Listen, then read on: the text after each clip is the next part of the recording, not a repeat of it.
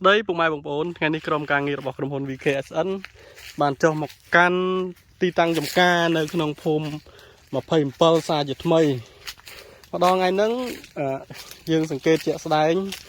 គឺទុំជ្រុះក្រហមច្រាលពេញដីតែម្ដងតើតោងជាមួយនឹងរដូវកាលហ្នឹងចកាភិកច្រើនគឺជួបបញ្ហាគាំង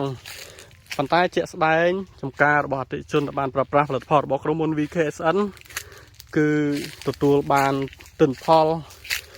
បានផ្លែច្រើនប្រមូលផលទាន់រដូវកាលនេះយើងមើលតើតោងនឹងចកោមផ្លែអីហ្នឹងគឺវាចេញមកចកោមល្អមែនទែនទាំងនៅលើដើមនៅខាងក្រោមដីគឺក្រហមតែម្ដងបងប្អូនអាចទស្សនាជាមួយនឹងការថតវីដេអូមកចំហៀងខាងហ្នឹងគឺគាត់រើសម្សាហើយមិនសឹមមិញប៉ុន្តែសម្រាប់ឯហ្នឹងគឺវាជ្រុះបានប៉ុណ្ណឹងទៀតជ្រុះបានច្រើនមែនទែននោះនៅលើដើមអីទុំក្រហមយើងក៏លេចនៅមើលដើមផ្សេងទៀតដូចគ្នាយើងមិនមែនថតសម្ដៅរកតែដើមផ្លែច្រើនឬក៏ដើមដែលទុំនោះទេយើងថតពេញមកចកាតែម្ដងពូពីឆ្នាំទៅហ្នឹងបានមហាត់ហើយយើងមិនតោនយើងប្រើពីឆ្នាំទៅ2តោនអូឆ្នាំទៅបានមហាត់2តោនយើងគិតថាមហាត់2តោនរាប់ថាយើងអាចបានចំណេញហើយបាទបើសិនជាមហាត់ធ្វើមួយតោននេះអានឹងអត់ទៅចំណេញទេសម្រាប់បងប្អូនដែលធ្វើស្វាយចន្ទទី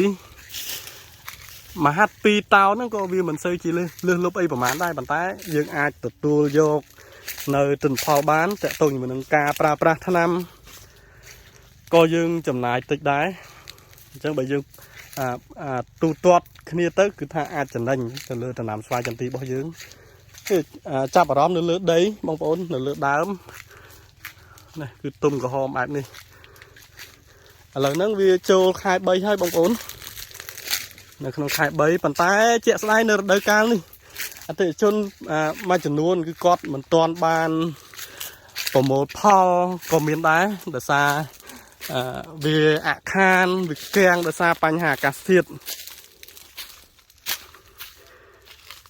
នេះតើតើជាមួយនឹងការថតគឺយើងថតគ្រប់ដើមតែម្ដងមានដើមខ្លះផ្លែច្រើនចង់បាក់មេឃមានដើមខ្លះទៅតែចេញក្តឹបមកហូរហើយ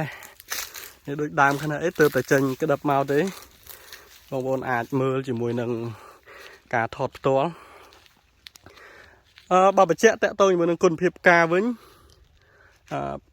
អត់សូវជាខូចច្រើនទេខូចភាគតិចទេនៅក្នុងខែ3នេះបើយើងប្រៀបធៀបជាមួយនឹងចកាផ្សេងទៀតដែលបានប្រើប្រាស់ផលិតផលផ្សេងចការបស់អតិថិជនរបស់ក្រុមហ៊ុន VKSN គឺនៅភាគរយល្អច្រើនអត់ជួបបញ្ហាខ្លោចទេបងប្អូនអាចសង្កេតមើលតាមតងផ្កាឬក៏តងក្តឹបនីមួយភាគរយខ្លោចគឺតិចតួចមែនតើ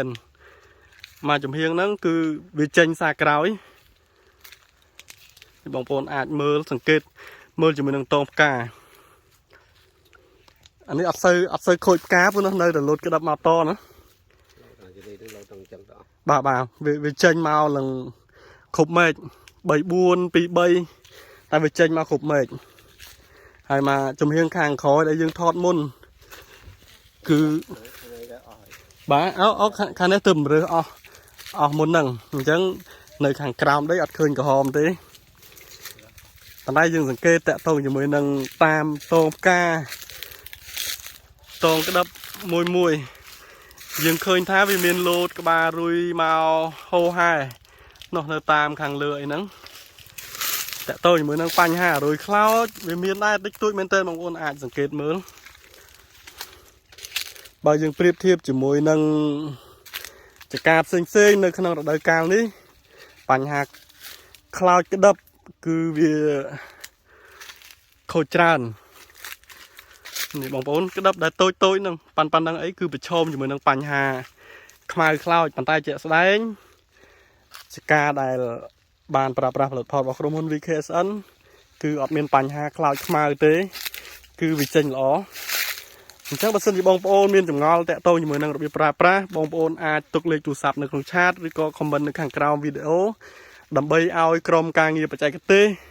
ប្រឹក្សាជូនដោយឥតគិតថ្លៃអញ្ចឹងនៅក្នុងវីដេអូនឹងដែរខ្ញុំបាទសូមបញ្ចប់នៅត្រឹមហ្នឹងសូមអរគុណ